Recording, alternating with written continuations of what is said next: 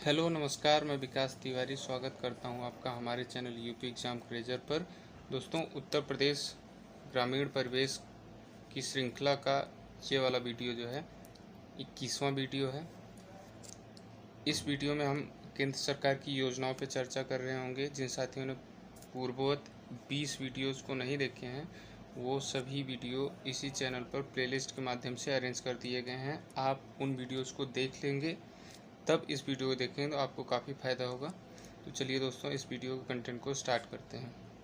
दोस्तों, आज की वीडियो की पहली योजना हमारी है राष्ट्रीय खाद्य सुरक्षा योजना। राष्ट्रीय खाद्य सुरक्षा योजना, इसके बारे में इसका डिटेल से पढ़ने की अगर बारी आती है तो हम क्या देखते हैं कि राष्ट्रीय खाद्य सुरक्षा अधिनियम एक था, जो एक्ट था, एक एक्ट जो संसद द्वारा पारित किया जाता है। ठीक है, और जो योजनाएं बनाई जाती हैं वो सरकार लागू करती है, और जो अधिनियम होता है वो संसद में तो पक्ष और विपक्ष दोनों बैठते हैं। तो एक्ट जो होता है, माने अधिनियम जो होता है, वो संसद द्वारा लागू होता है। ठीक है, तो ये जो राष्ट्रीय खाद्य सुरक्षा अधिनियम आया था, कब आया था? 2013 में आया था, जिसके तहत राष्ट्रीय खाद्य सुरक्षा योजना की शुरुआत की गई। ठीक है, इस अधिनियम जो है यही इस योजना का मूल है, मूल। ठीक है, उद्देश्य क्या था इसका? बाजार कीमत से कम कीमत पर सार्वजनिक वितरण प्रणाली के माध्यम से लक्षित वर्ग, माने लक्षित वर्ग का मतलब जिसको हम लोग फोकस करके ये योजना लॉन्च किए हैं, चावल, गेहूँ, मोटा अनाज सरकार द्वारा उपलब्ध करवाया जाएगा। ठीक है, जिससे नागरिकों को खाद्य सुरक्षा मिल सकेगी। ठीक है, नागरिकों को खाद्य सुरक्षा मिल सकेगी ना।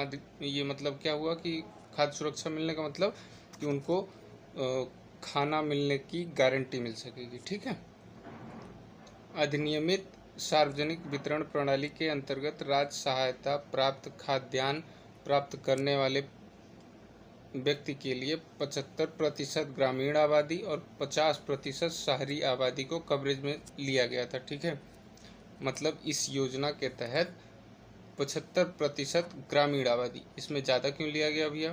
क्योंकि ग्रामीण एरिया में अभी भी उतना डेवलपमेंट नहीं हुआ है जितना कि शहर में हो गया। तो इसी वजह से ग्रामीण एरिया में 75% ग्रामीण आबादी को लिया गया, और साथ ही साथ शहरी एरिया का 50% लिया गया था। ठीक है, इस योजना के तहत जो पात्र व्यक्ति है, माने जो लक्षित वर्ग है, उसको 3 रुपये प्रति किलोग्राम चावल, 2 रुपये प्रति किलोग्राम गेहूँ और 1 रुपये प्रति किलोग्राम मोटा अनाज, मोटा अनाज मतलब मक्का वगैरह जो होता है, मोटा अनाज कहा जाता है इसको, सहायता प्राप्त कर। और इस योजना के तहत कुल मिला के 5 प्रकार के खाद्यान्न प्राप्त करने का हकदार होता है वो लक्षित वर्ग जो है। ठीक है, सबसे आखिर में यह योजना केरल और तमिलनाडु, ये जब आप ऐसे मैप बनाते हैं भारत का, तो यहाँ इस साइड केरल पड़ता है, इस साइड तमिलनाडु पड़ता है। ठीक है, तो यहाँ पे सबसे लास्ट में लागू हुई थी। कब लागू हुई थी? 1 नवंबर 2016 को। और ये योजना कौन सा, इसका मूल क्या है? तो 2013 में एक राष्ट्रीय खाद्य सुरक्षा अधिनियम आया था, वही इसका मूल है। ठीक है, आगे देखते हैं दूसरी योजना हमारी अंत्योदय अन्न योजना।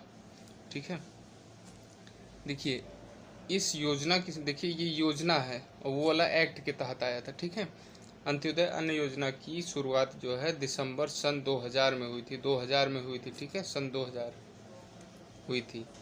इस योजना के अंतर्गत गरीबी रेखा से नीचे के परिवारों में से 2.5 करोड़ निर्धनतम, मतलब एक गरीबी रेखा होती है उससे भी नीचे, कितना नीचे के कितना लोग, लगभग 2.5 करोड़ निर्धनतम परिवारों को 2 रुपये प्रति किलोग्राम गेहूँ, 3 रुपये प्रति किलोग्राम चावल प्रदान किया जाएगा इस योजना के तहत। ठीक है, अंत्योदय अन्न योजना परिवार जिनमें निर्धनतम व्यक्ति शामिल हैं को 35 किलोग्राम खाद्यान्न प्रति परिवार प्रति माह प्राप्त कर सकेंगे, ऐसा प्रावधान। मतलब समझे, इस योजना के तहत एक परिवार जो कि निर्धनतम, जो कि समझ लीजिए कि गरीबी रेखा से नीचे निर्धनतम वाली श्रेणी में आ रहा है, को 35 किलोग्राम प्रति माह प्रति परिवार को दिया जाएगा। ठीक है, प्रारंभ में 25 किलोग्राम थे। जो 35 किलोग्राम का प्रावधान है, यह वाला प्रावधान पहले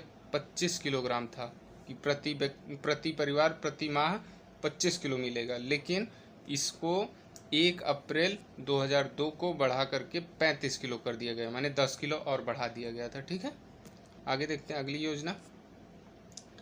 प्रधानमंत्री ग्रामीण डिजिटल साक्षरता अभियान। नाम से ही लग रहा है कि ग्रामीण डिजिटल साक्षरता, लोगों को डिजिटल बनाने के लिए एक कदम आगे बढ़ाया जाएगा। ठीक है, प्रधानमंत्री नरेंद्र मोदी की अध्यक्षता में हुई केंद्रीय मंत्रिमंडल की बैठक में 8 फरवरी 2017 को प्रधानमंत्री ग्रामीण डिजिटल साक्षरता अभियान को मंजूरी प्रदान की गई। माने ये वाला जो योजना है, इसका मंजूरी कब प्रदान की गई? 8 फरवरी 2017 को मंजूरी मिली है। ठीक है, इस परियोजना का उद्देश्य मार्च 2019 तक 6 करोड़ ग्रामीण परिवारों को डिजिटल रूप से साक्षर बनाना था। ठीक है, मार्च 2019 तक इसका लक्ष्य था। इस योजना के तहत 31 मार्च 2020 तक देश के तकरीबन 40% ग्रामीण परिवारों में से 40% ग्रामीण परिवारों में से कम एक सदस्य को डिजिटल रूप से साक्षर बनाना था। कम से कम एक सदस्य, हो सकता है ज़्यादा, हो सकता है सभी सदस्य को कर दें, लेकिन कम से कम एक को साक्षर बना देना है। अब साक्षर क्यों बना रहे हैं? ताकि वो लोग जो है बैंकिंग सेवा से जुड़ेंगे, बैंकिंग सेवा से जुड़ेंगे तो जो सरकार योजनाएं नई नई लॉन्च करेंगे वो डायरेक्ट उनके खाते में होगा। माने सरकार अपने उन लोगों को अपने ज़्यादा से ज़्यादा करीब लाने के लिए ये सब योजनाएं लॉन्च की हैं। ठीक है, डिजिटल भ्रष्टाचार कम होगा, ऐसे योजनाएं लॉन्च होंगी। तो आगे बढ़ते हैं। उड़ान योजना। उड़ान योजना भी जब ये लॉन्च हुई थी, बहुत ही समझ लीजिए एकदम हल्ला किए हुए थी, समझ लो एकदम बढ़िया योजना है ये ना, इस वजह से। उड़ान योजना का उड़ान का मतलब क्या होता है? ये एब्रिविएशन है, UDAN ये। ठीक है, इसका मतलब होता है उड़े देश का आम नागरिक। उड़े देश का आम नागरिक इसका है। ठीक है, यहाँ पे देखिए गलत लिख उठा है, पूरे देश का आम नागरिक लिख उठा है। यहाँ पे हम सही करके देंगे जब PDF मिलेगा। तो योजना अक्टूबर 2016 में लॉन्च हुई। माने लॉन्च कब हुई थी? अक्टूबर 2016 में लॉन्च हुई थी। इस योजना का शुभारंभ नरेंद्र मोदी ने 27 अप्रैल 2017 को किया था, शिमला में किया। देखिए, लॉन्च होना और शुभारंभ होना का मतलब अंतर समझ रहे हैं? लॉन्च होने का मतलब कागज पर सिग्नेचर वगैरह हो गया, कब? अक्टूबर 2016 में। लेकिन पहली उड़ान कब भरी गई इस योजना के तहत? तो नरेंद्र मोदी जी द्वारा 27 अप्रैल 2017 को। ठीक है, पहली उड़ान कहाँ से भरी गई? शिमला। ठीक है, शिमला समझौता इरविन के समय हुआ था। इसका उद्देश्य क्या है कि विमान यात्राओं को आम आदमियों के लिए सुलभ बनवाने के लिए कम कीमत की हवाई टिकट उपलब्ध कराना। मतलब एक आम आदमी जो है वो भी अगर सपना देखा है कि हम भी हवा में उड़ेंगे, हवाई जहाज का सफ़र करेंगे, तो उस सपने को साकार करने के लिए सरकार ने उड़ान योजना लॉन्च की है। ठीक है, अब समझ रहे हैं? जो हवाई जहाज़ होती है, हवाई जहाज़ द्वारा 1 घंटे तक की तथा हेलीकॉप्टर द्वारा 30 मिनट तक की उड़ान के लिए अधिकतम यात्री किराया 2500 रुपये प्रति टिकट होगा।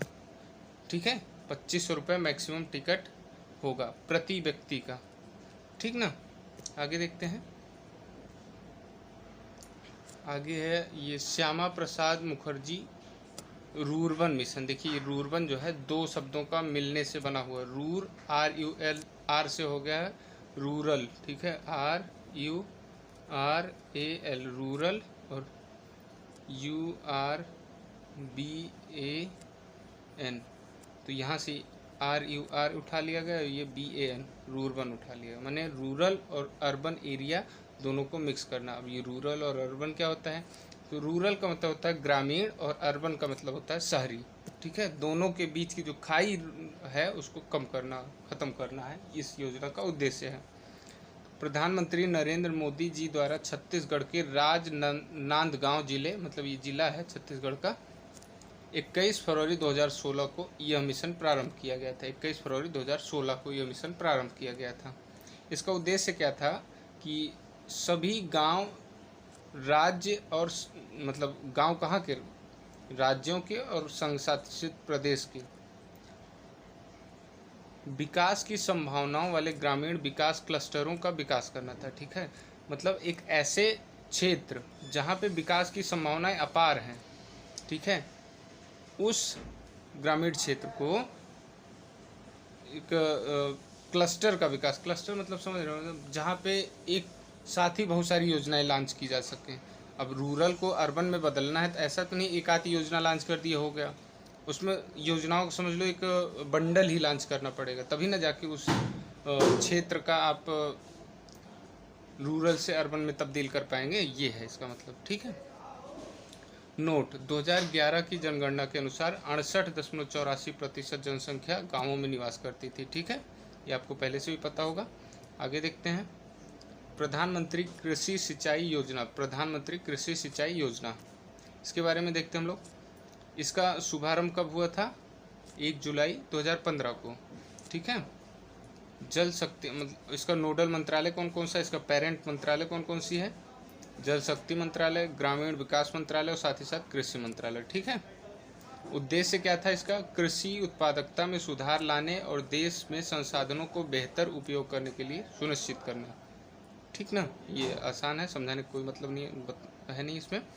योजना को 5 वर्ष की अवधि के लिए 50,000 करोड़ का परिव्यय के साथ अनुमोदित किया, माने 5 वर्ष में 50,000 करोड़ हम लोगों को इन्वेस्ट करना है, सरकार को इन्वेस्ट करना है, ये दिमाग में रख के इस वाले योजना को लॉन्च किया गया था, ठीक है, प्रधानमंत्री कृषि सिंचाई योजना को।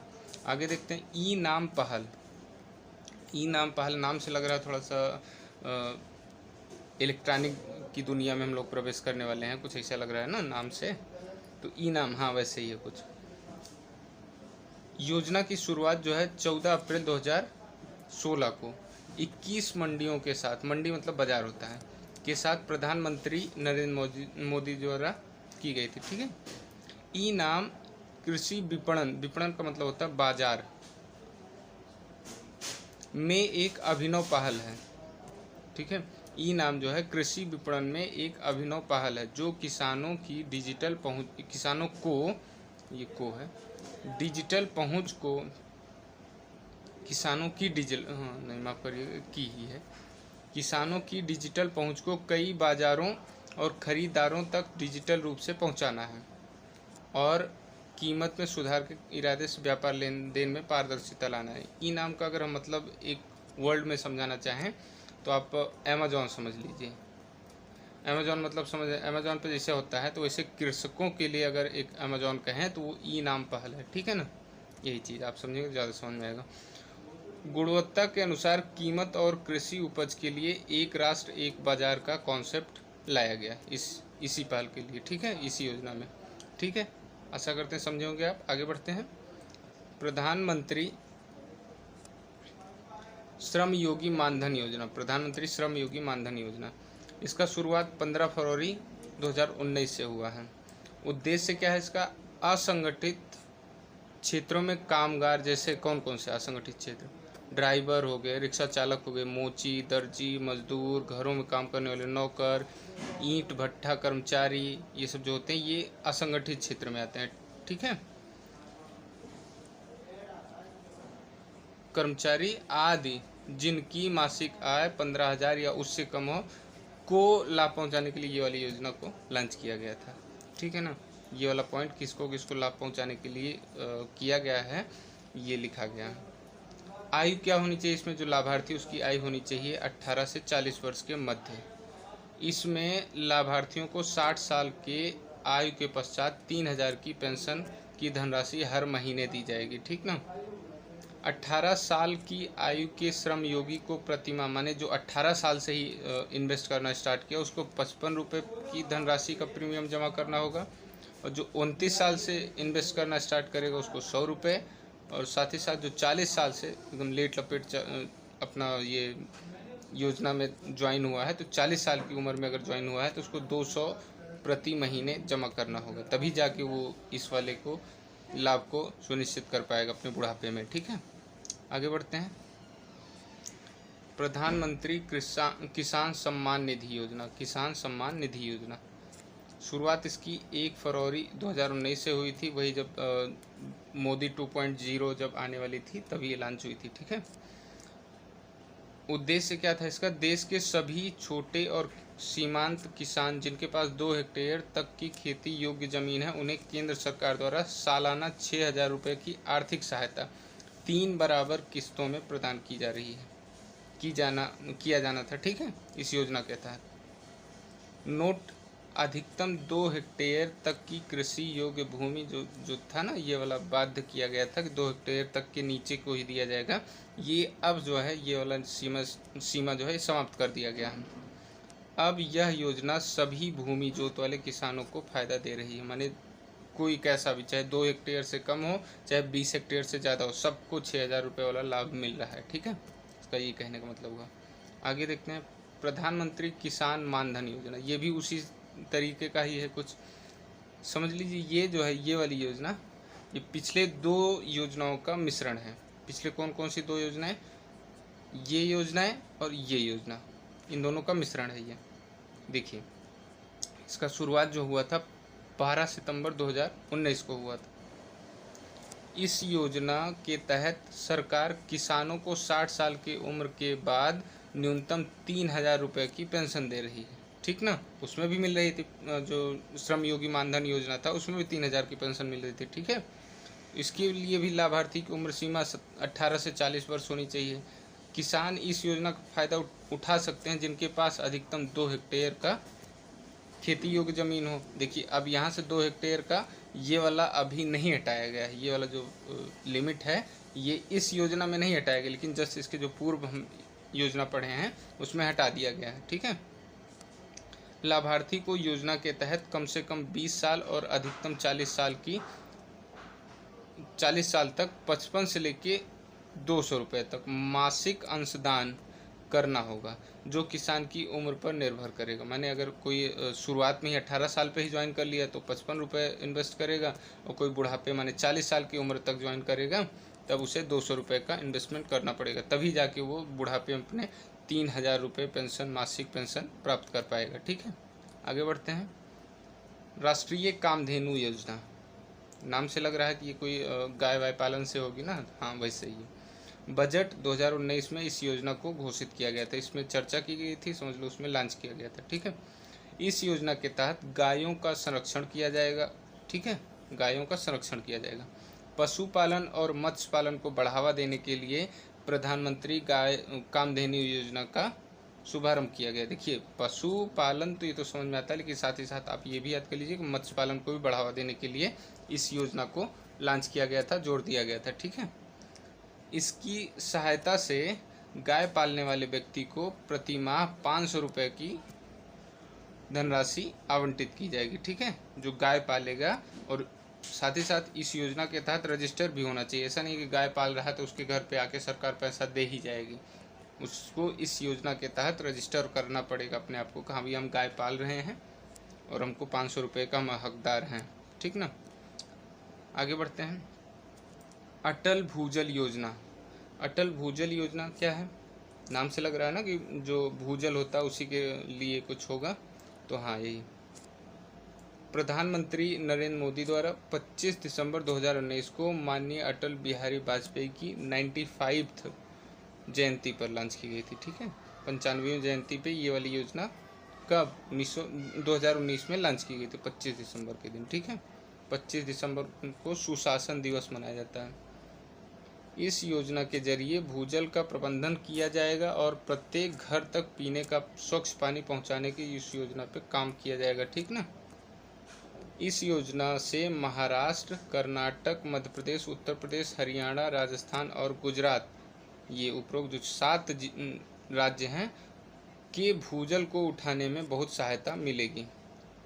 विश्व बैंक ने 6,000 करोड़ रुपए का अंश जो आर्थिक सहायता वो भी इसमें दिया है। ठीक है, कर्ज भी दिया है 6,000 करोड़ का इस योजना के तहत। ठीक है, किसने दिया है, विश्व बैंक ने, वर्ल्ड बैंक, जिसका हेडक्वार्टर वाशिंगटन में है। वाशिंगटन कहाँ की राजधानी है, अमेरिका की, वाशिंगटन में ही नासा का हेडक्वार्टर है। ठीक है, इस योजना के तहत पहचान किए गए प्राथमिकता वाले क्षेत्रों में गुजरात, हरियाणा, यही जो है माने 7 राज्य पहले परिभाषित भी किए गए, माने चुने भी गए और उसी में लॉन्च भी की गई। ठीक है, ये इसका मतलब। 2016-17 में केंद्रीय बजट में राष्ट्रीय भोजन प्रबंधन सुधार योजना की घोषणा की गई थी। अब ये नोट है, उसी के तहत ये समझ लो लॉन्च हुई है, ठीक है ना। इसी की समझ लो इस वाली योजना की पेरेंट योजना ये है, जो कि 2016-17 में लॉन्च की गई थी, ठीक ना। आगे बढ़ते हैं। प्रधानमंत्री स्वनिधि योजना, जिसकी शुरुआत 1 जून 2020 से, जब कोविड का पहला वेव आया हुआ था उस समय ये लॉन्च की गई थी, ठीक है। रेहड़ी पटरी वालों के लिए लॉन्च की गई थी और छोटा कर्ज उपलब्ध कराने के लिए, मतलब छोटा मोटा, ऐसा नहीं कि करोड़ों 10 करोड़ इस टाइप का, 10 लाख तक का कर्ज नहीं, मात्र 10,000 तक का कोई कर्ज लेना चाहे और ले करके अपना रेहड़ी पटरी लगाना चाहे तब वो इस योजना का लाभार्थी बन सकता था, ठीक है। और ये जो 10,000 का लोन है ये बिना किसी गारंटी के आपको मिल जाएगा, ठीक है ना। तो धन्यवाद दोस्तों, आशा करते हैं कि आपको हमारे द्वारा दी गई जानकारी पसंद आई होगी, आपकी ज्ञानवर्धन में सहायता हुई होगी। तो मिलते हैं दोस्तों अगले वीडियो में, बने रहिए आप हमारे साथ।